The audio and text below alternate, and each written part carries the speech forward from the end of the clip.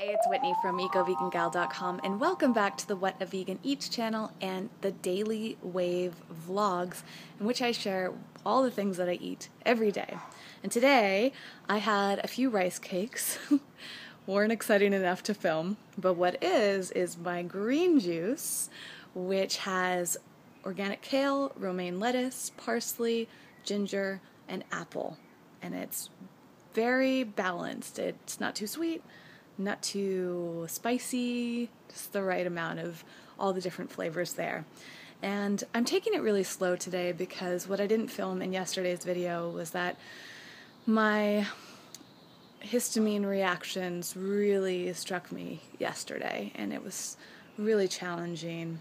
I felt a little bit defeated because I'm working so hard to feel better, and overall I am feeling so much better eating a diet low in histamine rich foods, or just trying to, just low in histamines, period. And yesterday I still had some pretty severe symptoms. I was sneezing all day and blowing my nose all day, and I felt so run down.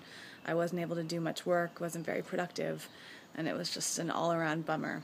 But I'm not losing hope because I feel good. So I feel so much better all around, and I think that that's just part of healing sometimes, is that it's not going to be like a 180. We're not going to heal overnight and just like make everything disappear because of a few small changes. And I've only been eating foods low in histamine for, I don't even know if it's been 2 weeks yet, and I still have a few more weeks to go to test out this whole way of eating. So just trying to be patient with the process and stay encouraged and learn as much as I can. It's really been amazing doing chronometer and tracking what I'm eating and making sure that all the nutrients that I'm getting are really balanced. I think that's super important, just making sure I'm getting all my vitamins, minerals, and the right amount of calories and all of that, even because I'm eating so simply. But just trying to be patient and loving and gentle with myself in this process, and continuing to do research. And I really appreciate so much of the advice that you've been offering in your comments. So please keep them coming, and continue following me with the journey. I think I'm going to have some potatoes today because those have been super satisfying. And the pressure cooker makes them so easy. I can't even tell you how much I love my pressure cooker. Actually, I can. It's awesome. It's like my favorite kitchen tools next to my blender. The high-speed blender's my #1 favorite. And then the pressure cooker. And then maybe the juice. All right, fine. There's a lot of... I like kitchen tools. They're awesome. I would actually love to hear from you. What's your favorite kitchen tool? And if you have a pressure cooker, what kind do you have? And then also, I'd love to hear what your favorite green juice combination is. I cooked up really just one potato with some veggie broth in the pressure cooker. Then I added in some frozen peas, nutritional yeast, and salt. And then I spread it on the brown rice tortilla along with some romaine lettuce. There's some parsley in here and some green onions. And it becomes this delicious wrap. For dinner, I made a super simple pasta with just the rice pasta, about a teaspoon of olive oil. I tried to go super minimal in that. Nutritional yeast, salt, and smoked paprika. Now, username xbubba2004, I think is the username. I wish you should need to tell me what your actual name is so I can address you that way. But you pointed out that peas are on the histamine list, and that's correct. It actually slipped my mind yesterday because I got so excited to try out that recipe from Vegan Veins. And I don't know if that contributed to the effects that I had. I also like to experiment and see which foods are okay with me. And I've actually had a lot of, like, for lack of a better word, gas, like belching and stomach upsets and all of that. I don't know if that's TMI, but just being real with you.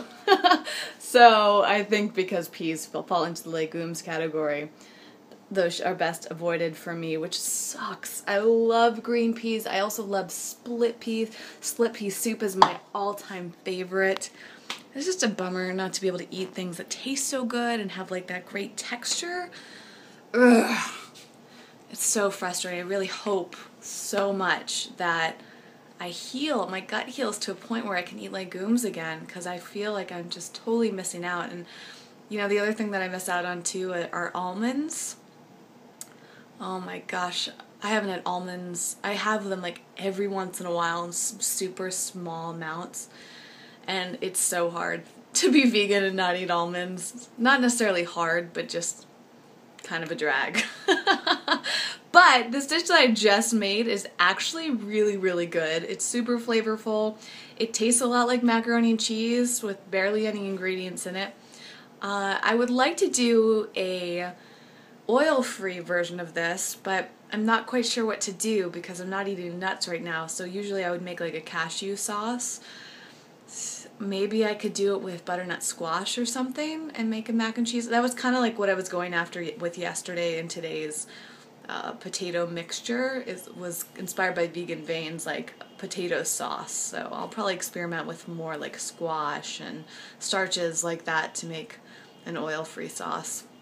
But as I also mentioned the other day, because I'm eating super simply, I'm trying to make sure that I have enough fat in my diet, so a teaspoon of olive oil isn't that bad. I don't know. I always try to avoid the oil when I can. So I'd love your suggestions around that. And otherwise, I had a phenomenal yoga class today, which was just so great. That really helped bump my mood and get my body back on track too, physically, after not going for 4 days. And I'm just loading up with lots of water too. So I'm going to go enjoy this and relax, and then I gotta get back to video editing. Lots of stuff coming to the main Ego Vegan Gal channel.